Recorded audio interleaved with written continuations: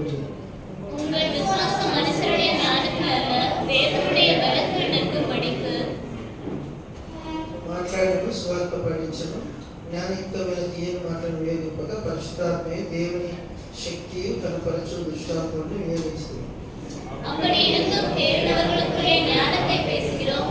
இப்பிரபஞ்சத்தின் ஞானத்தை அல்ல, அழிந்து போகிறவர்களாகிய இப்பிரபஞ்சத்தின் பிரபுக்களுடைய ஞானத்தையும் அல்ல. దేవుని జ్ఞానం మరుగైనట్టుగా బోధించుచున్నాము. ఈ జ్ఞానం మరుగైనను జగదుత్పత్తి ముందుగానే దీన్ని దేవుడు తన మహిమ నిమిత్తం మన మహిమ నిమిత్తం నియమించాను. அதை இப்பிரபஞ்சத்து பிரபுக்களில் ஒருவனும் அறியவில்லை. அறிந்தார்களானால் மகிமையின் கர்த்தரை அவர்கள் சிலுவையில் அறைய மாட்டார்களே. ఇందును గురించి దేవుడు తన ప్రేమించే వారి కొరకు ఏది సిద్ధపరచను, అవి కంటికి కనబడలేదు, చెవికి వినబడలేదు, మనుష్య హృదయంలో గోచరం కాలేదు అని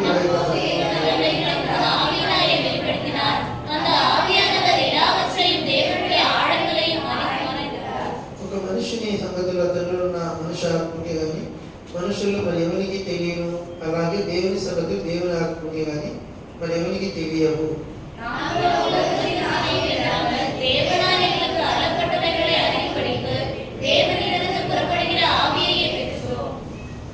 మనుష్య జ్ఞానము నేర్పు మాటలతో కాక ఆత్మ సంబంధమైన సంగతులను ఆత్మ సంబంధమైన సంగతులతో సరిచూచుచు ఆత్మ నేర్పు మాటలతో వీటిని గురించి మేము బోధించుచున్నాం.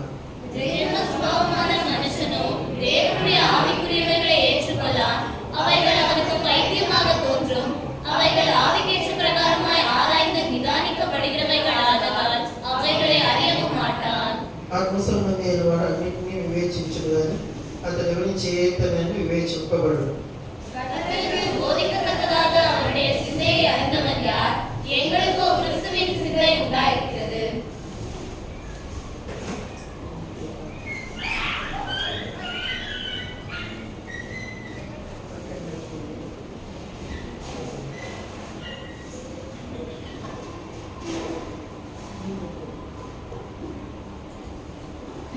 తండ్రి, కొద్ది మాటలు ఏం చెప్పాలో తెలియదు, అనుభవం లేకుండా మాటలు బోధిస్తున్నాను, క్షమించు. విస్తార మాటలు దోచుకున్నాను, క్షమించు. మీరు నన్ను కడిగి పవిత్రపరచమని కోరుకుంటున్నాను. ఇప్పుడు మా పిల్లలు ఎంతో మరి ముందు నుంచి మొదటిలో కూర్చున్నారు, మళ్ళా మొదటికి వచ్చి కూర్చుంటున్నారు. వాళ్ళకి ఇచ్చిన భక్తి విశ్వాసం కొరకే నన్ను ఆదుకోవడం కోరుకుంటున్నాను. పొద్దున 4:30కి టైం 3:30 కల్లా క్లియర్ అయిపోయి లోపలికి వెళ్ళిపోవడం క్షేమంగా హైదరాబాద్కి ఇంటి చేరి మన తిరిగి నేను సేవించడం శక్తి అనుగ్రహించు, కృప అనుగ్రహించు. యేసుదాస్ గారు కూడా సాధించి యేసు ప్రభు పెట్టి వేడుచున్నాను.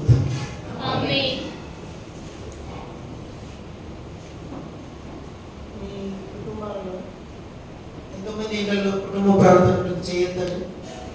కుటుంబ ప్రార్థన కుటుంబం తమిళ తెలుగు ఎవరికి రాదా? తెలుగు రావాలంటే చెప్ప చేయొద్దండి. పూర్తిగా రాకండి, కొంచెం కొంచెం అర్థం చేసుకోండి. ఒక్కదాన్ని మీకు తెలుగు రాదా? అర్థం అవుతుందా? అందరికి తెలుగు వస్తుందా? మీ అందరికి వస్తుందా? తెలుగు వస్తుందా? పూర్తిగా కదా, కొంచెం కూడా తెలియదు. తెలుగు కొంచెం కూడా తెలియదు, వాళ్ళిద్దరికి రాదంట. వాళ్ళకి కూర్చోవచ్చు. ఎవరున్నారు? నువ్వు కూడా ఆయన చేరేది అలా చేరేది నా మాట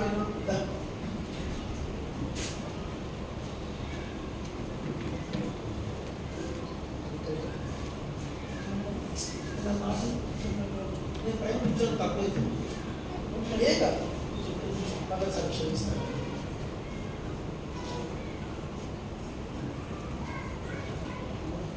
కొద్దిసేపు 10 నిమిషాలు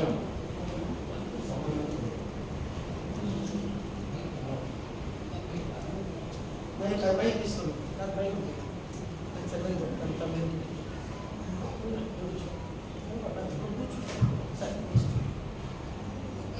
మన కుటుంబ జీవితాలలో మనం ఎందుకు ஆத்மீக எதுகலேకపోతుంది? நம்ம குடும்பத்தின் வாழ்க்கையில ஆவிக்குரிய ஒன்றுமா ஏன் வளர முடியல? మెయిన్ కారణం ఏంటంటే మొదటి ప్రేమ మనలో లేకపోవడం. కారణం என்னன்னா ఆదిలో இருந்த அன்பு நம்மகிட்ட காணப்படல. యేసు ప్రభు మీద మనకు ఆ అమ్మాయి తమిళ కూర్చోండి. முன்னாடி வாங்க. ఈ కోర్సులో తమిళ్ உங்களுக்கு தான் தமிழ். కాబట్టి మనం ఎందుకు ఆత్మీయంగా చల్లారిపోతాం? ஆவிக்குரிய ஓட்டமா நம்ம ஏன் ஜில்லுன்னு இருக்கிறோம்? మనం మొట్టమొదటిగా చల్లారిపోవడం గల కారణం ఏంటంటే మనకు వాక్య ధ్యాన విషయంలో శ్రద్ధ లేదు. வசனத்தை நாம் தியானிக்கிறதுல குறைவுள்ளவராய் காணப்படுகிறோம். దేవుడు ఇప్పుడు బిడ్డ జన్మించింది, ஒரு குழந்தை பிறந்திருக்குது. ఆ బిడ్డకి ఏమేమి మద్దతు ఇస్తాడు? அந்த குழந்தைக்கு என்னென்ன ஜாகிரதைகள் கொடுப்பார்கள்? ఇచ్చేది తల్లిని ఇస్తాడు, தாயாரை கொடுப்பார். ఫస్ట్ భద్రత முதலாவது பத்திரத்தை என்ன? కనురెప్ప వలె కాపాడుతాడు. கண்ணு பாப்பாலே காப்பார். తర్వాత రెండవదిగా ఆ బిడ్డకు తల్లి దగ్గర పాలు దొరుకుతాయి, தாயார் இடத்தில் பால் கிடைக்கும், తల్లి దగ్గర వెచ్చదనం దొరుకుతాయి, தாயார் இடத்தில் அனல் கிடைக்கும். తల్లి దగ్గర ఆ బిడ్డ కావాల్సినవన్నీ దొరుకుతాయి. இந்த குழந்தைக்கு என்னென்ன தேவையோ எல்லாவற்றையும் தாயின் இடத்துல கிடைக்கும். ఆ తల్లికి బిడ్డను వేరు చేస్తే ఏమవుతుంది? தாயையும் பிள்ளையும் பிரித்தால் என்ன ஆகும்? ఆటోమేటిక్గా బిడ్డకు చావు వస్తుంది, குழந்தை இறந்து போயிடும். బిడ్డ చనిపోవడం కారణం ఏంటి? குழந்தை இறந்து போறதுக்கு காரணம் என்ன? తల్లి లేకపోతే, தாயார் இல்லாததுனால. తండ్రి కనిపించాడు, தகப்பன் காணப்பட மாட்டார். టైం వచ్చేదాకా తండ్రి సీన్ ఉండదు. குழந்தை வரவரையும் தகப்பன் காணப்பட மாட்டார். తండ్రి ఎప్పుడో సంవత్సరం 2 ఏళ్ల తర్వాత డాడీ అంటాడు. 2 வருஷத்துக்கு கழிச்சு அதுக்கப்புறம் தான் அப்பான்னு கூப்பிடும். సబ్జెక్ట్ అంతా ఎవరి మీద ఉంది? சப்ஜெக்ட்லாம் யார் மேல இருக்குது? తల్లి. தாயார் மேல. ఇప్పుడు ఒక రక్షించబడిన ఒక బిడ్డకు తల్లి ఎవరంటే సంఘమే. ரட்சிப்பு பெற்ற ஒரு மகனுக்கு தாய் யார் என்றால் சபைதான். ఎవరు? யாரு? సంఘమే, తల్లి. சபைதான் தாய். తల్లి మొట్టమొదటి ఏంటి? తల్లి దగ్గర జాగ్రత్తగా ఉండాలి, தாயார் இடத்திலே நாம் ஜாகிரதையா இருக்க வேண்டும். తల్లితో సంబంధం ఉండాలి. தாயார் இடத்திலே சம்பந்தப்பட்டு இருக்க வேண்டும். తల్లి కొరకే చంటి బిడ్డ ఉంది, వేరే వాళ్ళు ఎత్తుకుంటానే ఏడుస్తారు, வேற குழந்தை வேற தூக்குனால் அழுவும், వెంటనే ఏడుస్తారు, உடனே அழுவும், ఊరుకోదు, சும்மா இருக்காது. అది ఏం చేసినా ఊరుకోదు. என்னதான் விளையாட்டு காட்டினாலும் அழுதுன்னு தான் இருக்கும். అమ్మ అమ్మ కేకలేసి అమ్మ దగ్గరికి వెళ్ళిపోతుంది. அம்மா அம்மா கத்தி அம்மா கிட்ட ஓடிடும். తల్లి మెయిన్ అన్నమాట. தாய் தான் மெயின். కాబట్టి మొదటిగా తల్లి, முதலாவது தாய். రెండవదిగా తల్లి దగ్గర ఏం లేదు? పాలు. இரண்டாவது தாயார் இடத்தில் பால் கிடைக்கும். పాలు అంటే ఏమిటి? பால் என்றால் என்ன? వాక్యం. வசனம். 1 పేతురు 2వ అధ్యాయం 1వ వచనం ప్రకారం 1 பேதுரு ஞானப்பால் என்ற வாஞ்சியா இருக்கிறது. పాలు. பால். பால். మిల్క్ అంటే ఏమిటి? பால் என்ன? వాక్యం. வசனம். వాక్యానికి మరొక పేరే పాలు. పాలు. இந்த வசனத்துக்கு மறுபேர் தான் பால். బిడ్డ మీరు నమ్ముతారు లేదో, పసిపిల్లలు అరగంటకు ఒకసారి పాలు. நீங்க நம்புவீங்களோ இல்லையோ, குழந்தைகள் அரை மணி நேரத்துக்கு ஒரு வாட்டி பால் கொடுப்பாங்க. ఎంతసేపు ఒకసారి తాగుతారు పాలు? எவ்வளவு நேரத்துக்கு ஒரு வாட்டி? అమ్మ చెప్ప మెసక్క చిన్న బిడ్డలు పాలు ఎంతసేపు ఒకసారి తాగుతారు? சொல்லுங்க சிஸ்டர். சின்ன பசங்க எவ்வளவு நேரத்துல பால் குடிப்பாங்க? మాకు తెలియదు, எனக்கு தெரியாது. అర్ధగంటకు ఒకసారి, గంటకు ఒకసారి, 1 மணி நேரத்துக்கு ஒரு வாட்டி, அரை மணி நேரத்துக்கு ஒரு வாட்டி எப்பயாவது வரும். కొత్తలో 6 నెలలు సంవత్సరం వరకు 3 నెలల వరకు అయితే అరగంటకు ఒకసారి పాలు అవుతారు. 3 மாதம் வரையும் அரை மணி நேரத்துக்கு ஒரு வாட்டி பால் குடிப்பாங்க. ఏడుస్తారు, அவங்களுடைய சைகை என்ன? அழுவார்கள். ఆ అరుపే వాళ్ళకు సైన్ అన్నమాట. அந்த கத்தோடு தான் அவங்களுடைய சைகை. రక్షించబడిన వారు ரட்சிப்பு பெற்றவர் நீங்கள் తల్లితో మంచి సంబంధం కలిగి ఉన్నారు. தாயோடு சம்பந்தத்தோடு காணப்பட வேண்டும். ఎవరు తాయి? ఎవరు தாய்? సభ. రక్షించబడిన వాళ్ళు ఎంతసేపు వరకు ఒకసారి పాలు తాగాలా? ரட்சிப்பு பெற்றவர்கள் எவ்வளவு நேரத்துக்கு ஒரு வாட்டி பால் குடிக்க வேண்டும்? சொல்லுங்க. హాఫ్ అన్ అవర్ ఒకసారి, அரை மணி நேரத்துக்கு ஒரு வாட்டி, ఎక్కువసేపు గంటకు ఒకసారి. இல்லைன்னா 1 மணி நேரத்துக்கு ஒரு வாட்டி. అంటే అంటే మనం బైబిల్ ఎప్పుడెప్పుడు చదవాలా? வேதத்தை நாம் எப்போ வாசிக்க வேண்டும்? ఎంతసేపటికి ఒకసారి బైబిల్ చదవాలా? எவ்வளவு நேரத்துக்கு ஒரு வாட்டி நம்ம வேதத்தை வாசிக்க வேண்டும்? சொல்லுங்க. అక్క చెప్పింది, அக்கா சொன்னாங்க இல்லையா? అరగంటకు ఒకసారి చెప్పండి. சொல்லுங்க. బైబిల్ ఎప్పుడెప్పుడు చదవాలి? பைபிள் எப்பப்போ வாசிக்கணும்? అరగంటకు ఒకసారి, అరగంటకు ఒకసారి, அரை மணி நேரத்துக்கு ஒரு வாட்டி, அரை மணி நேரத்துக்கு ஒரு வாட்டி வாசிக்கணும். 1 மணி நேரத்துக்கு ஒரு வாட்டி. వినోద్ ఎన్నిసార్లు బైబిల్ చదువుతారు రోజుకి? வினோத் ఎంతసేపు చదువుతాం? అరగంట చదువుతాం. అమ్మ దినమంతా చదువు. ஒரு நாள் ஃபுல்லாக படிக்கணும். అయితే రక్షించబడిన తర్వాత మనము అరగంటకు ఒకసారి దేవుని వాక్యాన్ని చదవాలి. చదవాలి. ரட்சிப்பு பெற்ற பிறகு அரை மணி நேரத்துக்கு ஒரு வாட்டி நாம் வேதத்தை ఒకసారి வாசிக்கணும். చదవాలి. ஒரு மணி நேரத்துக்கு ஒரு வாட்டி படிக்கணும். దేవుడు రక్షించబడిన వారికి ఇచ్చిన ఇంకో ప్రొవిజన్ ఏంటంటే கர்த்தர் ரட்சிக்கப்பட்டவர்களுக்கு கொடுத்த ஒரு பெரிய பகுமானம் என்னன்னா ఆ ఏర్పాటు ఏంటంటే ஏற்பாடு என்னவென்றால் పరిశుద్ధుల సహవాసం. பரிசுத்தத்தோடு ஐக்கியமாய் காணப்படுகிறது. పరిశుద్ధుల సహవాసం. பரிசுத்தவான்களோடு நாம் பழகுறது. దేవుని బిడ్డలతో మంచి సహవాసం కలిగి ఉండాలి. యేసప్పవాడి పిల్లகளோடு நல்ல சாவாசம் நண்பனா இருக்கிறது. ఆ సహవాసం కనుక లేకపోతే మనం తెలియకుండానే చల్లారిపోతాం. அந்த அந்யோன்யம் நம்ம கிட்ட இல்லைன்னா நம்ம ஜில்லுன்னு ஆகிடும். సహవాసం, అన్యోన్యం. ఈ సహవాసం అనేది మనము చాలా కోణాలు ఉంది. இந்த சாவாசம்ன்றது அநேக கோணங்களில் காணப்படுகிறது. ఒకటి దేవునితో సహవాసం, ஒன்று ஆண்டவரோடு కుమారుడైన యేసుక్రీస్తుతో సహవాసం, ஆண்டவராகிய இயேசு கிறிஸ்துவோடு ஐக்கியம், పరిశుద్ధ ఆత్మతో సహవాసం, பரிசுத்த ஆவியானவரோடு ஐக்கியம், అన్యోన్య సహవాసం, అన్యోన్య సహవాసం, అన్యోన్యத்தை நல்லவரோடு கூடி తర్వాత బైబిల్ మనకు చెప్పేది పరిశుద్ధుల సహవాసం. பரிசுத்தவான்களோடு அன்யோன்யமாய் இருக்கிறது. తండ్రి కుమార పరిశుద్ధాత్మ పరిశుద్ధుల సహవాసం. பிதா குமாரன் பரிசுத்த ஆவியும் பரிசுத்தவான்களோடு సహవాసం. ఈ సహవాసం మనం కాపాడుకుంటే మన ఆత్మ భద్రంగా ఉంటుంది. இந்த சாவாசத்தை நாம் நிலைத்திருந்தால் நம்மளுடைய ஆத்மா ஜாகிரதை. మొదటి తల్లి, మొట్టమొదటిగా தாய், రెండు పాలు, இரண்டாவது பால், మూడు సహవాసం, மூன்றாவது அன்யோன்யம், నాలుగవదిగా நான்காவது ప్రభు బల్ల. ஆண்டவருடைய மேஜை. ఏమన్నా என்னது? బల్ల తీసుకోవాలి. மேஜை பங்கு பெற வேண்டும். ఎంతమంది బల్ల తీసుకుంటారు? ప్రభు బల్ల ఎంతమంది తీసుకుంటారు? எத்தனை பேர் நாம் மேஜையில் பங்கு பெறுகிறோம்? చెప్పండి. கை தூக்கும். మీరు తీసుకోవట్లేదమ్మా? ఇంకా బ్యాప్టిజం తీసుకోలేదా? పేరు బల్ల ఖచ్చితంగా తీసుకోవాలి.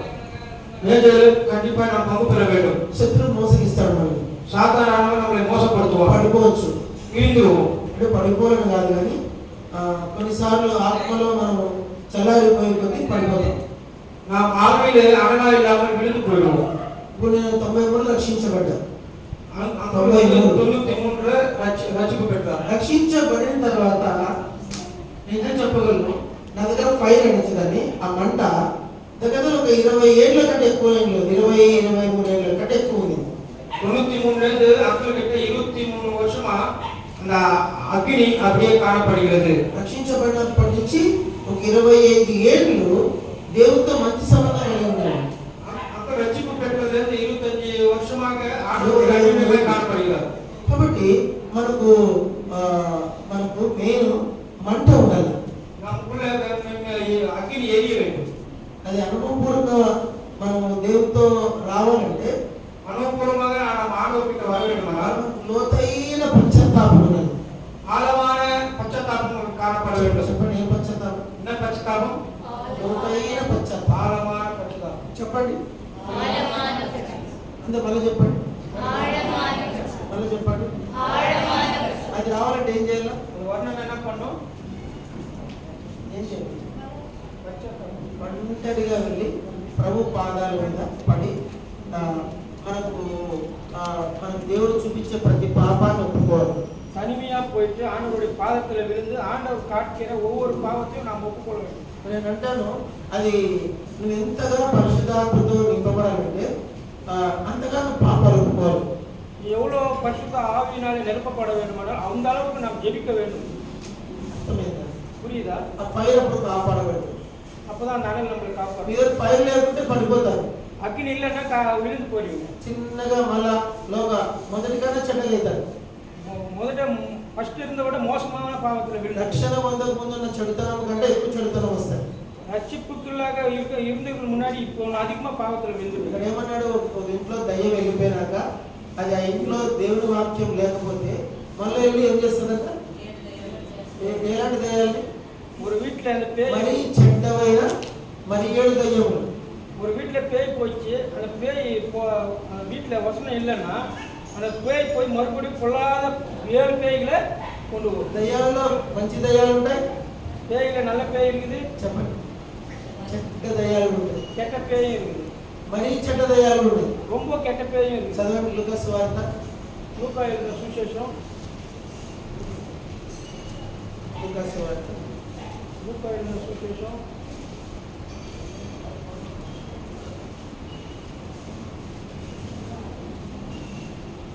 లూకాసు వార్త 11వ అధ్యాయం 11వ అధికారం లూకా సువిశేషం 11వ అధికారం 24, 25, 26 24 25 లూకాసు వార్త లూకా సువిశేషం 11:24 அபித்ராத்மா சொல்லுங்க. அசுத்த ஆவி ஒரு மனுஷனை விட்டு புறப்படும் போது வறண்ட இடங்களை அலைந்து இளைப்பாறுதல் தேடியும் கண்டடையாமல் நான் விட்டு வந்த என் வீட்டுக்கு திரும்பி போவேன் என்று சொல்லி அது வரும்போது அது பெருகி ஜோடிக்கப்பட்டிருக்க கண்டு திரும்பி போய் தன்னிலும் கொள்ளாத வேறு 7 ஆவிகளை கூட்டிக் கொண்டு வந்து உட்புகந்து அங்கே குடியிருக்கும். அப்பொழுது அந்த மனுஷனுடைய முன்னிலைமையிலும் அவன் பின்னிலைமை அதிக கேடுள்ளதா இருக்கும் என்றார். కాబట్టి మనకు రక్షించబడినంత మాత్రాన పండగ చేసుకునేది లేదు.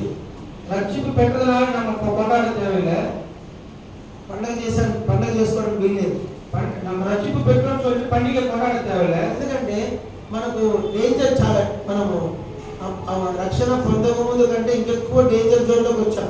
రక్షింపు పెరగక முன்னாடி రక్షింపు పెట్ట பிறகு அதிகமான డేంజర్ நம்ம సైతాన్ ఏం చేస్తాడంటే, சாத்தான் என்ன பண்ணுவான், నువ్వు రక్షణ పొందుతావా, நீ ரட்சிப்புக்குள்ள போயிட்டியா, నేను ఎట్లా పడేయాలో నాకు బాగా తెలుసు, உன்னை எப்படி கீழே தரணும் எனக்கு நல்லா தெரியும். వాడు దినదినానికి సాటను విశ్వాసులు పడద్రోయడంలో అప్డేట్ అవుతున్నాడు. அப்போ சாத்தானவன் ஒவ்வொரு நாளும் விசுவாசியை தள்ள அப்டேட் ஆகிட்டே இருப்பான். చెప్పండి. சாத்தானவன் విశ్వాసుల్ని పాపములో పడేయడంలో பாவத்திலே தள்ளுவதற்கு రోజు రోజుకి ஒவ்வொரு நாளும் అప్డేట్ అవుతాడు. అప్డేట్ ஆகிறான். ఓ 100 ఏళ్ల క్రితం సినిమాలు లేవు, 100 ஆண்டுகளுக்கு முன்னாடி சினிமா கிடையாது, ఒక 40 ఏళ్ల క్రితం టీవీలు లేవు, 40 ஆண்டுகளுக்கு முன்னாடி டிவி இல்லை, ఒక 20 ఏళ్ల క్రితం ఫోన్లు లేవు, 20 வருஷத்துக்கு முன்னாடி போன் இல்லை, ఒక 10 ఏళ్ల క్రితం ఇంటర్నెట్ లేదు, 10 வருஷத்துக்கு முன்னாடி இன்டர்நெட் இல்லை. ఇప్పుడు ఏమైంది? இப்போ என்ன இருக்கு? ఇంటర్నెట్ లేని ఊరే లేదు, పల్లె లేదు. ఇంటర్నెట్ ఇல்லாத ఊరు இல்லை, గ్రామం బర్రెలు కాసేటోడు కూడా ఆండ్రాయిడ్ మెయింటైన్ చేస్తున్నాడు. బర్రెలు కాసేటోడు కూడా ఆండ్రాయిడ్ సెల్. ఎరుమై మేకలు కూడా ఆండ్రాయిడ్ సెల్ వచ్చారు. మనం ఒకసారి పోతున్నాను బండి వేసుకొని, అందులో మా లిప్స్టిక్ కొట్టుకొని సిమెంట్ మాలు కలుపుతారు. లిఫ్ట్ పొజిషన్ రమ్మ కలవ కాదు, మీకు అర్థమైందా లేదా? புரியுதா? ఏం కొట్టుకున్నామే? என்ன பூசிக்கிறாங்க? లిప్స్టిక్ కొట్టుకుంది, సిమెంట్ మాలు కలుపుతారు. లిఫ్ట్ పూసి కలవ కాదు. పని అయిపోయి బ్యాంక్ లో పని చూసుకుంటే మళ్ళీ తిరిగి వస్తుంటే సెల్ ఫోన్ చూసుకుంటా ఉంది. అంకుల్ పోన వేళ முடிஞ்ச பிறகு திருப்பி ரிட்டர்ன் வரும்போது போனை பார்த்து கொண்டு మీరు నమ్ముతారు లేదో, ఊరు నుంచి దగ్గర కూడా సెల్ ఫోన్లు ఆండ్రాయిడ్ సెల్లు ఉంటున్నాయి. పెరుగురు கிட்ட கூட ஆண்ட்ராய்டு மொபைல் இருக்குது. ఇప్పుడు అప్డేట్ అది. இப்போ இருக்கிற ஒரு 100 ఏళ్ల క్రితం సినిమాల అప్డేట్, ஒரு 100 ஆண்டுகளுக்கு முன்னாடி சினிமா இல்ல, 50 ఏళ్ల క్రితం టీవీ అప్డేట్, 50 வருஷத்துக்கு முன்னாடி டிவி இல்ல, 20 ఏళ్ల క్రితం సెల్ ఫోన్ అప్డేట్, 20 வருஷத்துக்கு முன்னாடி போன் இல்ல, 10 ఏళ్ల క్రితం ఇంటర్నెట్ అప్డేట్, 10 வருஷத்துக்கு முன்னாடி இன்டர்நெட் இல்ல. ఇప్పుడు అన్ని అప్డేట్. இப்போ எல்லாமே வந்துச்சு. ఇప్పుడు ఏమొచ్చింది తెలుసా? என்ன வந்துச்சு? ఇన్ఫర్మేషన్ అనేది వచ్చింది. Artificial artificial intelligence. చెప్పండి. Artificial intelligence. ఆర్టిఫిషియల్ ఇంటెలిజెన్స్ అంటే అర్థం ఏంటంటే, నువ్వు ఏది చూస్తావో అవే వస్తూ ఉంటాయి. அது என்னன்னா நீ எதை பார்க்கறாயோ அதுவே வந்து இருக்கும். నువ్వు రాజకీయాలు చూస్తే రాజకీయాలు వస్తానే ఉంటాయి. அரசியல் பார்த்தீங்கன்னா அரசியல் வந்துட்டே இருக்கும். నువ్వు బైబిల్ చూస్తే బైబిల్ వస్తానే ఉంటాయి. బైబిల్ பார்த்தீங்கன்னா బైబిల్ வந்து இருக்கும். నువ్వు అబ్రాహ్మణ మెసేజ్ చూస్తే అబ్రాహ్మణ మెసేజ్లు వస్తా ఉంటాయి. అబ్రాహ్మణ మెసేజ్ பார்த்தீங்கன்னா అబ్రాహ్మణ మెసేజ్ தான் வரும். పాపం చూస్తే పాపం பார்த்தா కంటిన్యూగా వస్తాయి. కంటిన్యూగా పాపం தான் வரும். అప్డేట్ అయిపోయింది ఇప్పుడు. அதெல்லாம் நடைமுறைக்கு வந்துச்சு. ఏమంటే దాని పేరు ఏఐ.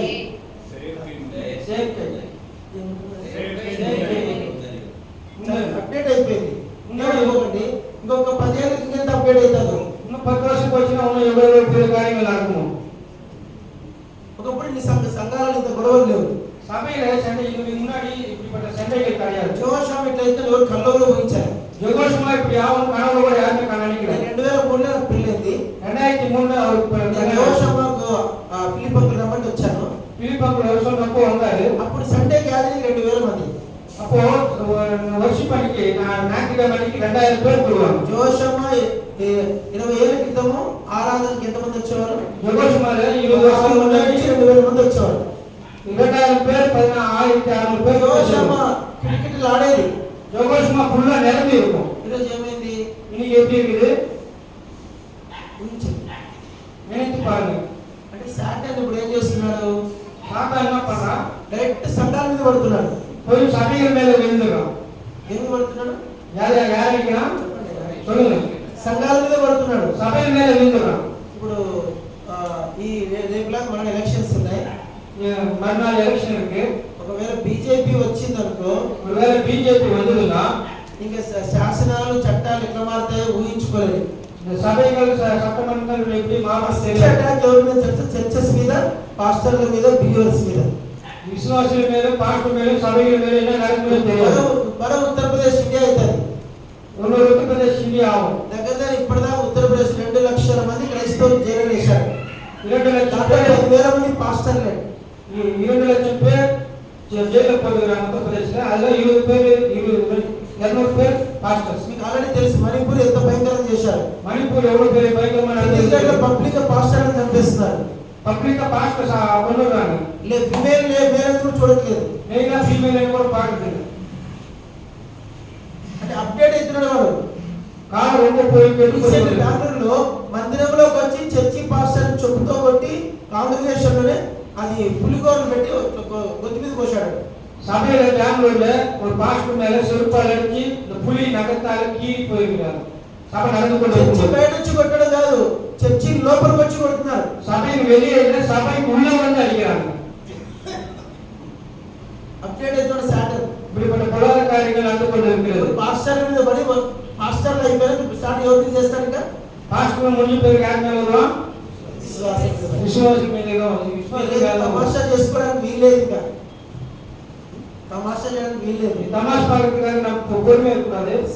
కాబట్టి తనకంటే రక్షణ పొందకుండా దుష్టత్వం కంటే రక్షించబడిన తర్వాత నువ్వు ఆత్మీయంగా చల్లారినావో నీకు మరీ 7 చెడు జీవితానికి అలవాటు చేస్తాడు.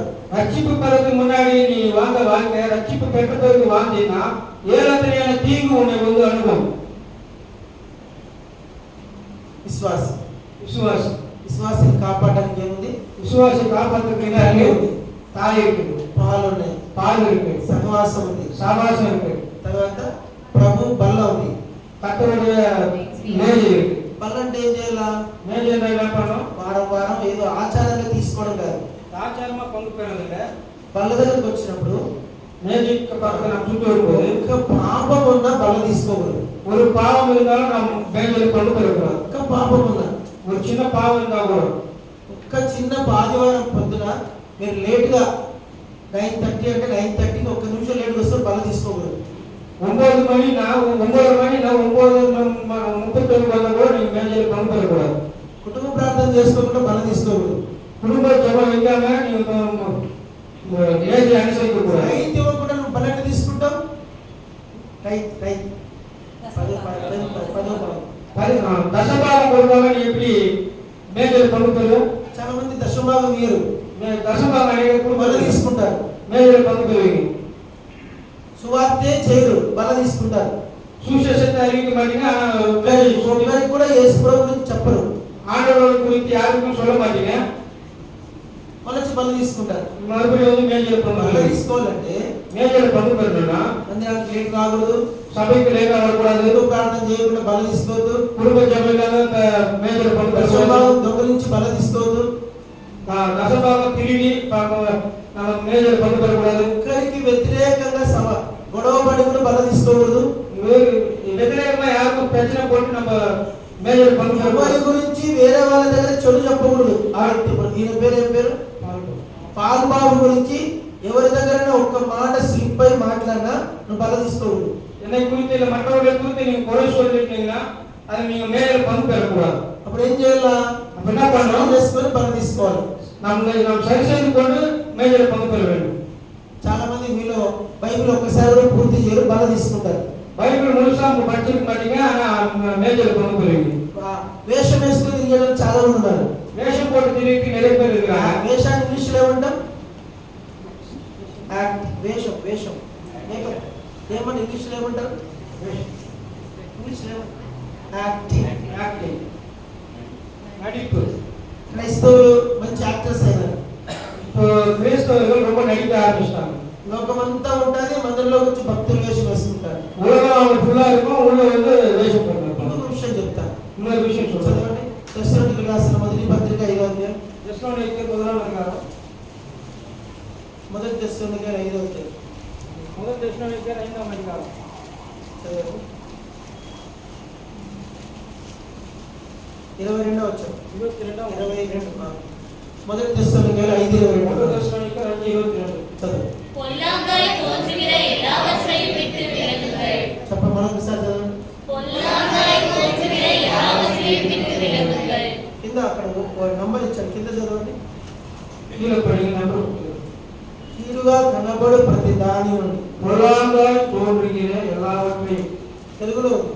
తెలుగులో இருக்கு. తెలుగులో ఏముందంటే కింద తెలుగులో ఈ కీడు. విధమైన కీడునకు దూరంగా ఉండి, కింద ఫుట్నోట్లో కీడుగా కనబడు ప్రతి దానికి. பொல்லாங்காய் தோன்றுகிற எல்லாவற்றையும். ఇప్పుడు తాటి చెట్టు కింద కూర్చొని ముద్దలో మంచి లాగేయమంటారు వాడిని. பரமத்துக்கடையில் உட்கார்ந்து பானையில தண்ணி குடிச்சா என்ன சொல்லுவாங்க? చెప్పండి, ఏమంటుంది? என்ன சொல்லுவாங்க? తాటి చెట్టు కింద ఇంత ముద్ద పట్టుకొని మంచిలు తాగి ఏమంటారు? பரமத்துக்கடையில் உட்கார்ந்து பானையில தண்ணி குடிச்சா என்ன சொல்லுவாங்க? ఏమంటారు? కళ్ళు తాగినాడు. கண்டு குடிச்சேன்னு వచ్చిన ఒకసారి మా అందరికి ఏసీ రిపేర్ చేశాను వచ్చేవాడు. சகோதரன் ఏసీ சகோதரன் తీసేస్తాం. ஏசி ரிப்பேர் பண்ண வந்தாரு. ఆయన సినిమాలో ఏసీ పని చేయలేదు, వాళ్ళు ఫోన్ చేస్తే పోయి రిపేర్ చేసి వచ్చాడు. சினிமா தியேட்டர்ல ஏசி ஒர்க் ஆகலன்ட்டு கூப்பிட்டாங்க. ఆయన సగంలో సగం పెద్ద. சபையில பெரியவர் ఈ పాల్బాబులు అంటాడు చూశాడు. பால் பாபுலாంటి ஒரு మనిషి பார்த்தாரு. ఇలా ఆనందం అన్న సినిమాలోంచి చూడు, నేను కళ్ళారా చూశానన్నా. அவர் சினிமா ஹால்ல இருந்து வெளியே வந்து நான் பார்த்தேன். அந்த సినిమా ఇచ్చడానికి వచ్చాడు. మళ్ళా அது படம் விட்டு வெளியே வர நேரம் ఆయన పోయింది ఎందుకు? அவர் போனதுக்கு ఈయన చూసింది ఏంటి? இவர் பார்த்தது என்னது? సినిమాలోంచి బయటకు వచ్చి ఈయన చూశాడు. சினிமால இருந்து வெளியே வந்து இவர் பார்த்தாரு. ఆయన పోయింది ఎందుకు? அவர் போனதுக்கு ఇప్పుడు ఏది నిజము? எது உண்மை? లోకానికి ఎట్లా కనబడుతుంది? உலகத்துக்கு எப்படி தெரியும்? సినిమాకి పోయి వచ్చి. சினிமாவுக்கு போயிட்டு வந்தாருன்னு தான் சொல்லுவோம். ఇప్పుడు ఎట్లా இப்போ எப்படி ఎట్లా எப்படி சொல்லுங்க? కీడుగా కనబడు ప్రతి దాని నుండి దూరముగా పారిపోడు. பொல்லாங்கா தோன்றுகிற எல்லாவற்றையும் விட்டு விலகி ஓடுங்க. కాబట్టి మనము నిలబడవలసిన స్థలంలో నిలబడకపోవడం కూడా పాపమే. நிக்க வேண்டிய இடத்துல நாம் நிக்கலைன்னா கூட பாவம் தான். నిలబడకూడని స్థలంలో నిలబడకూడదు. நிக்க கூடாத ஸ்தலத்துல கூட நிக்க கூடாது. நிக்க வேண்டிய ஸ்தலத்துல தான் நிக்கணும். ఇప్పుడు అమ్మాయి దిశ అనే అమ్మాయిని హైదరాబాద్ లో 5 మంది పాడు చేసి చంపేశారు తెలుసా? డాక్టర్ని. ஒரு டாக்டர் சகோதரி ஒரு 5 பேர் 3 years back. கொண்டுட்டாங்க. 3-4 years. కోవిడ్ ముందే 5 ఏళ్ల క్రితం 5 வருஷத்துக்கு முன்னாடி దిశ అనే అమ్మాయిని ఏం చేశారు? చంపారు. கொண்டுட்டாங்க. 2012లో నిర్భయ అనే అమ్మాయిని ఏం చేశారు? ఢిల్లీ హత్య చేశారు. கொண்டுட்டாங்க. ఆ అమ్మాయిని 6 మంది, ఈ అమ్మాయిని 5 మంది. அந்த சகோதரி 6 பேர், இந்த சகோதரி 5 பேர். 6 మందిని చంపడానికి కారణం ఏం చెప్పండి? 6 பேர் கொண்டதுக்கு காரணம் சொல்லுங்க. ఆ అమ్మాయి ఒక ఎవరస్తుతో సెకండ్ షో సినిమా పోయి వచ్చి அந்த சகோதரி ஒரு வாலிபனோட செகண்ட் ஷோ படத்துக்கு போயிட்டு வந்தாங்க. వాడితో కలిసి బస్ ఎక్కింది. அவனுக்கு கூட பஸ் ஏறினாங்க. వానికి సావు దెబ్బ తగిలి ఈ అమ్మాయిని చంపేశారు. அவனையும் சாவச்சிட்டாங்க, இந்த அம்மாவையும் சாவச்சிட்டாங்க. ఈ అమ్మాయి దిశ చేసే దిశకి ఏం జరిగింది? దిశకి என்ன நடந்தது? ఆమె 6 గంటలప్పుడు బండి తీసుకెళ్లి ఒక చోట నిర్మానుష్య ప్లేస్ లో పెట్టి అక్కడి నుంచి పోయి రాత్రి 9:30-10 గంటలప్పుడు వచ్చి మళ్ళీ బండి కోసం పోయింది. ஒரு இடத்துல வண்டி 6 மணிக்கு விட்டு போய் வந்து 9 மணிக்கு அந்த வண்டி கிட்ட வந்துறாங்க. ఇది టైం కాని టైం, అది టైం కాని టైం. இதுவும் நேரம் கெட்ட நேரம், அதுவும் நேரம் கெட்ட நேரம் தான். ఇద్దరు బలైపోయారు. 2 பேருமே மாறிட்டாங்க. అంటే మనము కీడుగా కనబడే దారులను కూడా మనం ఏం చేసుకోవాలా? பொல்லாங்காய் தோன்றுறதை நாம் என்ன பண்ணணும்? ఆ టైంలో ఆ ఆడపిల్ల నువ్వు ఆ బ్యూటీ పార్లర్ పెడుతుంది. మళ్ళీ அந்த நேரத்துல பியூட்டி பார்லர் போய்க்கிறாங்க. దిశ వచ్చి బ్యూటీ పార్లర్ పెట్టి அந்த சகோதரி ஹைதராபாத்ல నిర్భయ వచ్చి సెకండ్ షోకి పోయింది. அவங்க வந்து நிர்பயா வந்து செகண்ட் ஷோ பார்த்து போறாங்க. இந்த மாதிரி பியூட்டி பார்லர் போறாங்க. ఇద్దరు డాక్టర్స్, 2 பேருமே டாக்டர். ఫిజియోథెరపీ డాక్టర్, ఈమె వెటర్నరీ డాక్టర్. இவங்க வெட்டினரி டாக்டர், அவங்க வந்து நார்மல் டாக்టర్. అర్థమైంది మీకు? புரியுதுங்களா? అంటే కీడుగా కనబడే స్థలంలో ఉండడం ద్వారా பொல்லாங்காய் జీవితాలు అయిపోయింది. பொல்லாங்காய் தோன்றுற இடத்துல அவங்க நின்னுட்டாங்க, அவங்களோட வாழ்க்கையை முடிஞ்சு போச்சு. ఒక అమ్మాయి అనూహ్య అనే అమ్మాయి తెలుసా? అనూహ్య ఇస్తే తెలుసు, వింటారా? అనుగ్రహిస్తారు. మచిలీపట్నం నుంచి ఆ అమ్మాయి బయలుదేరింది. మచిలీపట్నం నుంచి విజయవాడ నుంచి బయలుదేరింది. విజయవాడ బాంబే వెళ్ళింది. బాంబే పోనాక వెళ్ళేసరికి తెల్లవారుజాము 3 గంటలైంది. విడిగాల 3 మணிக்கு போய் சேர்ந்தாங்க. బయటికి ఈ టైంలో నువ్వు బయటికి పోదు కదా, இந்த நேரத்துல நீ வெளியே போக கூடாது. రైల్వే స్టేషన్ లో కొంచెం తెల్లారదా కూర్చోండి, అది బాగుంది కదా. రైల్వే స్టేషన్ 3 மணிக்கு విడియ వరకు ఉட்கார்ந்துருக்கல. ఆ టైంలో నువ్వు బయటకు వచ్చి ఆటో కోసం వెళ్ళడం అవసరమా? அந்த நேரத்துல நீ வெளியே வந்து ஆட்டோ தேடுறது நல்லதா? వాడు ఎత్తుకోపోయాడు, ఆటో అని చెప్పి తీసుకెళ్ళి చంపేశాడు. ఆటోకారుడు ఇంటికి పోయి సార్కొనటాడు. ప్రపంచము మనం ఎప్పుడు కూడా లోకాన్ని చెడు ఉద్దేశంతో చూడాలి. நாம் எப்பவுமே உலகத்தை பொல்லாததா பார்க்க வேண்டும். అది మంచోనే. లోకంలో మీరు సామెత వింటారు, உலகத்துல ஒரு பழமொழி కీడు பார்க்கிறேன். ఎంచి మేలు ఎంచాలి, కీడు ఎంచి తర్వాత మేలు ఎంచాలి. கெட்டதையும் நினைக்கணும், அப்புறம் நல்லதையும் நினைக்கணும். చెప్పండి சொல்லுங்க. చెప్పండి చెప్పండి கெட்டதையும் நினைக்கணும், చెప్పండి. நல்லதையும். మనం చెడుగా ఉద్దేశించుకున్న తర్వాత మంచి అని ఆలోచించాలి. அது கெட்டது தெரிஞ்ச பிறகு அப்புறம் நல்லது நம்ம யோசனை பண்ணணும். ఇవన్నీ కూడా మనం చాలా జాగ్రత్తగా ఉండాల్సిన విషయాలు. எல்லாத்தையும் நாம் எவ்வளவு ஜாக்கிரதையா இருக்க வேண்டும். క్రైస్తవ జీవితంలో ఒక ప్రమాదం ఉంది. கிறிஸ்து பிள்ளைகளுக்கு ஒரு பிரமாதம் இருக்கு. என்ன பிரமாதம்? ప్రమాదం అంటే మనము చాలా మందితో శత్రుత్వం పెట్టుకుంటాం. அநேகரோடு நாம் சத்துருக்களாய் காணப்படுவோம். చెప్పండి சொல்லுங்க. ఏం పెట్టుకుంటాం? என்னவா இருப்போம்? శత్రుత్వం. அநேகருக்கு நாம் ఇతరులు రాదు చెడుగా మాట్లాడాడు, நான் அங்கிள் பத்தி தப்பா பேசுறேன், ఇంకా నేనేం చేస్తాను, నేను మన మైండ్లో ఈజ్ మై విలన్ అనుకుంటా. நான் என்ன நினைப்பேன், எங்க அங்கிள் எனக்கு நான் வில்லன், ఆయన నా గురించి చెడుగా మాట్లాడు, ఆయన నా విలన్. அவரு எனக்கு விரோதமா பேசுறாரு, அவரு అంటే எனக்கு మన வில்லன். చుట్టూ మనందరినీ పాయిజన్ గా మనం అర్థం చేసుకుంటాం. எல்லாரையுமே நாம் விஷமா தயார் பண்ணிப்போம். விஷமா అది మనకి ఎంత ప్రమాదం తెస్తారు తెలుసా? அது நமக்கு எவ்வளவு டேஞ்சரை கொண்டு வருது தெரியுமா? మన పాయిజనే ఉండొచ్చు, விஷமாவே இருக்கட்டும், అదంతా మనం మంచిగా మాట్లాడాలి. அதெல்லாம் நம்ம நல்லதுக்கு மாத்திக்கணும். చదవండి పని 16:7. நீதிமொழிகள் 16:7. 16:7. நீதிமொழிகள் 16:7. ஒருவனுடைய வழிகள் கர்த்தருக்கு பிரியமாயிருந்தால் அவனுடைய சத்துருக்களும் அவனுடைய சமாதானமாகும்படி செய்வார். అందరూ చదవండి. எல்லாரும் படிங்க.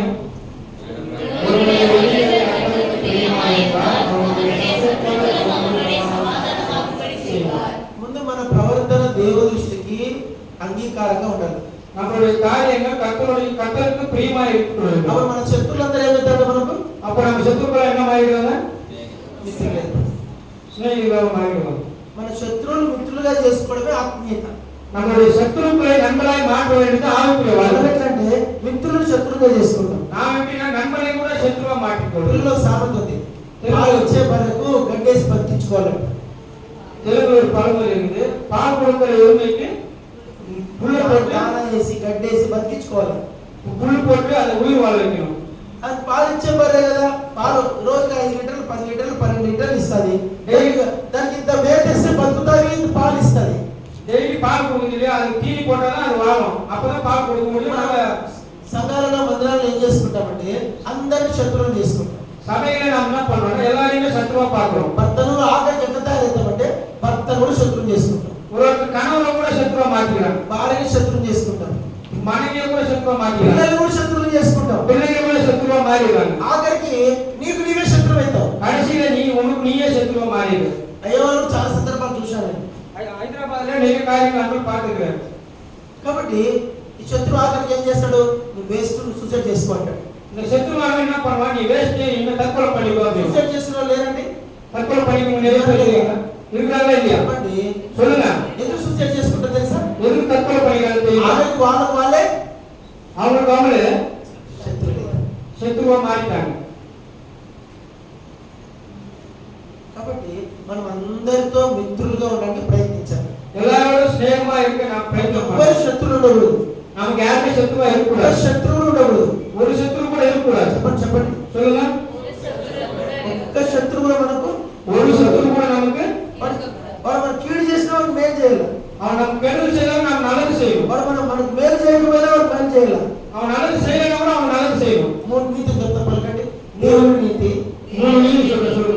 మానవ నీతి, మానవ నీతి, దయ్యం నీతి. தேவ நீதி. చెప్పండి, దేవుని నీతి, మానవ నీతి, தேவ நீதி. 3 చెప్పండి. ఏంటి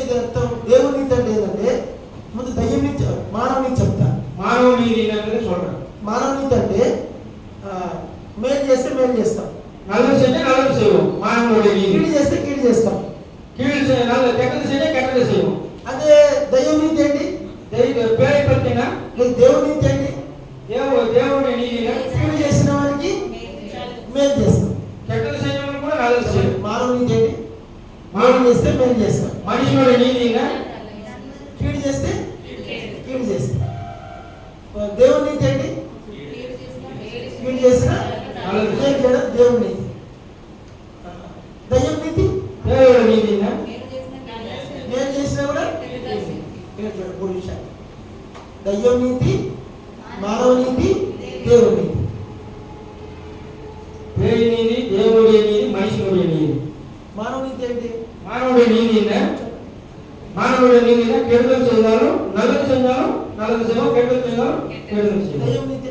దేవుడి నీతి నల్లలు చేయాలి, కెడుదలు చేయాలి. దేవుని నీతి ఏంటి? మానవుడి నీతి నీ కెడుదలు చేయాలి, నల్లలు చేయాలి. ఇవన్నీ మనం జాగ్రత్తగా మనం దేవుని నీతిగా మీ బైబిల్లో నీతి అనే మాట చాలా ఇంపార్టెంట్. నన్ను నీతి వరకు దేవపడ ఏ నీతి అది? నీతి దేవుని నీతి. దేవుని మానవ నీతి కాదు, దయ్యం నీతి కాదు. మనిషిలోని నీతి అല്ല, పేరుడి నీతి అల్ల. అంటే మనం దినదినము వాక్యాన్ని ఎక్కువ చదవాలి.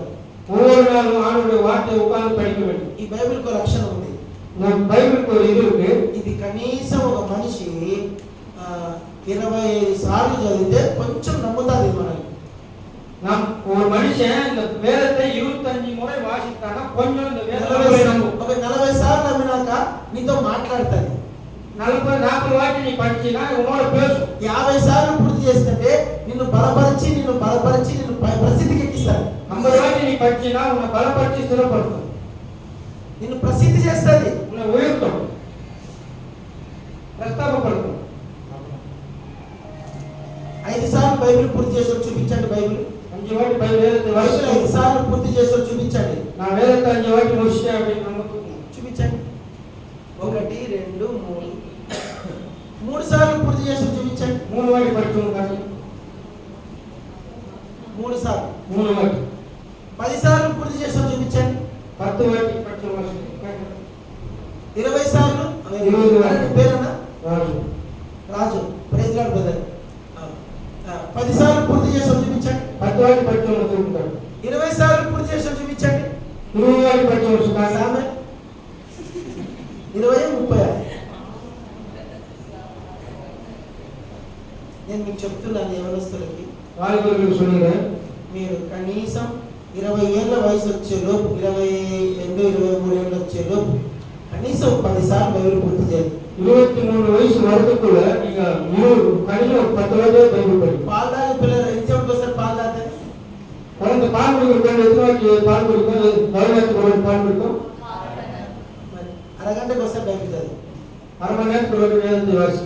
ఏమ్మా என்னம்மா? ఏం పేరు? శ్వేత. స్వీటీ. స్వీటీ ఎంతసేపటికి వస్తారు బైబిల్ చదవాలా? கவர்மெண்ட் ஒரு బైబిల్ படிக்கும். అందరు చెప్పండి, ఎంతసేపటికి వస్తారు బైబిల్ చదవాలా? கவர்மெண்ட் ஒரு வேதத்தை வாசி. చదువుతావు మరి. படிப்பீங்களா? నువ్వు నిజంగా బతుకుంటే చదవాలి, చచ్చింటే చదవద్దు. உயிரோட இருந்தீங்கன்னா வாசி கொஞ்சம் வேணாம். బిడ్డ బతికిన బిడ్డైతే అరగంటకు వస్తారు తాగుతుంది పాలు. పాలు తాగట్లేదంటే உயிரோட இருந்த குழந்தைன்னா அரை மணி நேரத்துக்கு ஒரு பால் குடிக்கும். சொப்பான குழந்தைன்னா ఒకసారి నేను బస్సులో పోతున్నా, రాయచోటి నుంచి రాయచోటి నుంచి కడపకు వస్తున్నాను. ராய்ச்சோடில இருந்து கடப்புக்கு அங்க ஒரு பஸ் வந்து పిల్లని కొంగు కప్పుకొని పిల్లని పట్టుకోనింది. தாயார் ஒரு குழந்தைய வச்சு போயிட்டு வராங்க. అన్నాను, ఏమ్మా పిల్లలకు ఊపిరి ఆడట్లేదు, చీర ఎందుకు కప్పినావు, తీయమ్మా అన్నా. அந்த புடவை ஏமா போட்டு வச்சுக்கிற மூச்சு தேவை எதுமான்னு சொன்னாரு. ఆమె పాప చచ్చిపోయింది సార్. పాప செத்து போயிடுச்சு சார் அப்படின்னா. నేను బస్సులో తెస్తాను, ఎందుకు చచ్చిపోయిందమ్మా? బస్సులో ఎత్తుకుని வரும்போது எதுமா செத்து போயிடுச்சு கேட்டாரு. పొర పోయిందండి. పొర పొర புற ஏறிச்சான். ఇప్పుడు నీళ్ళు ఆగినప్పుడు పొర పోతాయి. పొర అంటే తెలుసా? தண்ணி குடிக்கும்போது புற தெரியுங்களா? అన్నం తినేటప్పుడు కొంచెం లెక్కీలు వస్తాయి. சாப்பிடும் పొర போது పోతాయి. வரும். పెద్దవాళ్ళకి పొర పోతే మనం అడ్జస్ట్ చేసుకుంటాం. பெரியவங்களுக்கு புறையதான் நம்ம அட்ஜஸ்ட் பண்ணிக்கலாம். చిన్నపిల్లలకు అమ్మ నాన్న పాలు ఇచ్చేటప్పుడు ఇట్లా ఇస్తారు. குழந்தைக்கு பால் கொடுக்கும்போது அந்த வேலையெல்லாம் கொடுப்பாங்க. ఎట్లా ఇస్తారు? வேலை துணி தான் పెడతారు. ఇట్లా ఇట్లా ఇచ్చారంటే పాలు పొర పోతాయి. அப்படி கொடுத்தாங்கன்னா புறை ஏறும். పాలు ఇచ్చేటప్పుడు మాట్లాడు. பால் கொடுக்கும்போது பேச மாட்டாங்க. చెప్పండి. பால் கொடுக்கும்போது பேச மாட்டாங்க. తల్లి పాలు ఇచ్చినప్పుడు தாய் பால் கொடுக்கும்போது చెప్పండి అమ్మా. சொல்லுங்க. మాట్లాడు. ఏ పని చేయదు, எந்த வேலையும் పని చేసుకుంటూ పాలేదు. வேலை செய்ய பால் கொடுக்க மாட்டாங்க. పాలు ఇచ్చేటప్పుడు కుదురుగా కూర్చొని నెమ్మదిగా ఇలా పొంగు పైకి వేసుకొని పిల్లల్ని పైకి పెట్టుకొని పాలిస్తారు. குழந்தைக்கு பால் கொடுக்கும்போது ஒரு இடத்துல அமைதியா உட்கார்ந்து பொறுமை மேல பொறுமையா போடணும். పాలు ఇచ్చేటప్పుడు తేడా ఉంటే బిడ్డకి ఏమవుతుంది? பால் கொடுக்கும்போது ஏதாவது அசம்பாவிதம் நடந்துச்சுன்னா குழந்தைக்கு ஆகும் పొరపోయి చచ్చిపోయిన పిల్లలు చాలా మంది ఉన్నారు. பொறையேறி மரத்தை குழந்தைங்க நிறைய பேர் இருக்காங்க. బిడ్డకు ప్రమాదం. குழந்தைங்க చదివేటప్పుడు నెమ్మదిగా చదవాలి. வேதத்தை வாசிக்கும் போது பொறுமையா படிக்கணும். పనులన్నీ పక్కన పెట్టి చదవాలి. வேலைகளெல்லாம் ஓரமா வைத்து படிக்கணும். పెద్దగా చదవాలి. அன்போடு படிக்கணும். ధ్యానిస్తూ చదవాలి. ధ్యానத்தோடு படிக்கணும். దీంట్లో టేస్ట్ మీకు దొరికిందంటే దీనికి మించిన టేస్టే లేదు. இதை நீங்க ருசித்து பார்த்தீங்கன்னா இது மிஞ்சின ருசி வேற వేల కొలది వెండి బంగారు నాణముల కంటే ఈ ధర్మశాస్త్రం 1000 தங்கத்தையும் வெள்ளியை பார்க்கிறோம். இந்த வேதம் తేనె కంటే ఇది தேவை விட பார்க்கிறோம். மதுரமான విస్తారమైన మేలిమి బంగారు కంటే ఇది விஸ்தாரமான தங்கத்தையும் வெள்ளியும். చదవండి 19వ కీర్తన 19వ సంగీతం 19 చదవండి 19వ కీర్తన చదవండి 10వ వచనం. பொன்னிலும் மிகுந்த பசும்பொன்னிலும் விரும்பப்படத்தக்கதும் தேனிலும் தேன்கூட்டிலிருந்து ஒழுகும் தெளித்தேனிலும் மதுரமுள்ளதுமாய் இருக்கிறது. 19వ కీర్తన 119వ సంగీతం 19వ కీర్తన 119వ కీర్తన 72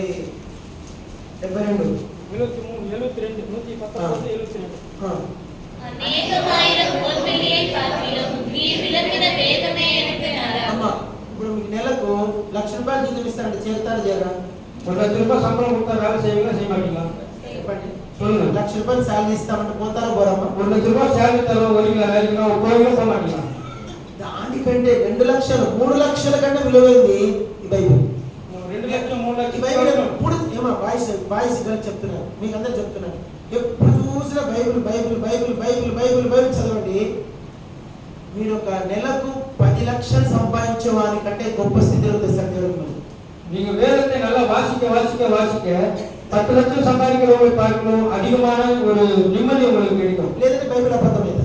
இல்லைன்னா வேதம் பொய்யாயிடும். కీర్తన 19:10 సంగీతం 19 కీర్తన 19:72 కీర్తన సంగీతం చెప్పండి ఒకసారి చెప్పండి. 72 సంగీతం 119:72 మళ్ళీ చెప్పండి.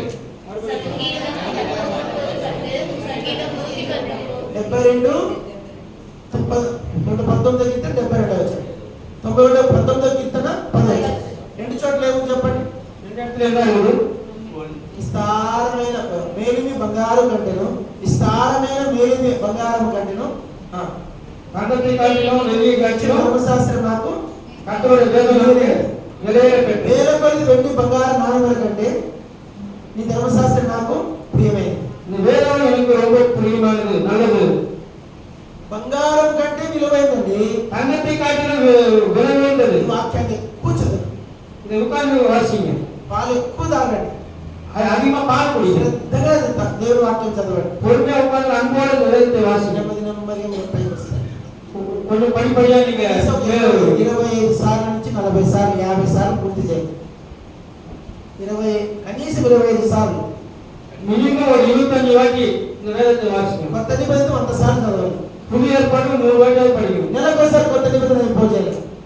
மாசத்துக்கு ஒரு வாட்டி புதிய ஏற்பாடு வாசித்து படிக்கணும். మీరు అదొక్కటి చేయండి, అన్ని దేవుడు చూసుకుంటాడు. அது ஒண்ணு மாத்திரம் நீங்க பண்ணுங்க, மீதி எல்லாம் ஆண்டவர் பார்த்துப்பாரு. చెప్పండి. అన్ని எல்லாம் అన్ని దేవుడు చూసుకుంటాడు. எல்லாம் ஆண்டவரே பார்த்துப்பாரு.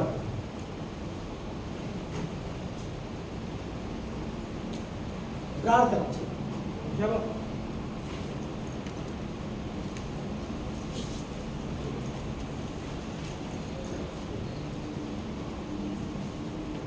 தேவனாகிய கர்த்தாவே, காலையிலிருந்து மட்டுமாக எங்களோடு கூட இருந்ததற்காக உம்மை ஸ்தோத்திரிக்கிறோம். கர்த்தாவே, சங்கீதங்கள் புத்தகத்தை வாசிக்க தாவீதுடைய அனுபவத்தை எடுத்துக்கொள்ள கிருபை செய்ததற்காக ஸ்தோத்திரிக்கிறோம். செய்து கொடுத்த இந்த தாசனை ஆசீர்வாதியும் மேலும் மேலும் கர்த்தாவே உபயோகப்படுத்தும்படி ஜெபிக்கிறோம். இப்பொழுது கூடியிருக்கிற சகோதர சகோதரிகளுக்காக ஸ்தோத்திரிக்கிறோம். இதை ஆசீர்வதித்து கேட்ட சத்தியத்தின்படி நடந்து கொள்ள கிருபை செய்யும்படி ஜெபிக்கிறோம். நேரத்தை எங்களை கர்த்தருக்கு கொடுத்து இந்த ஜெபத்தை இயேசு கிறிஸ்துவின் நாமத்தினால் ஏறெடுக்கிறோம் பிதாவே. ஆமென். என் ஆத்துமாவே கர்த்தரை ஸ்தோத்திரி, என் முழுவதும் நாமத்தை ஸ்தோத்திரி, என் ஆத்துமாவே கர்த்தரை ஸ்தோத்திரி, அவர் செய்த உபகாரங்களையும் மறவாதே. ஆமென். நம்முடைய கர்த்தராகிய இயேசு கிறிஸ்துவின் கிருபையும் பிதாவாகிய தேவனுடைய அன்பும் பரிசுத்த ஆவியானவருடைய அஞ்ஞானி ஐக்கியமும் இப்பொழுதும் எப்பொழுதும் சதா காலங்களிலும் நம்மோடு இருப்பதாக. ஆமென்.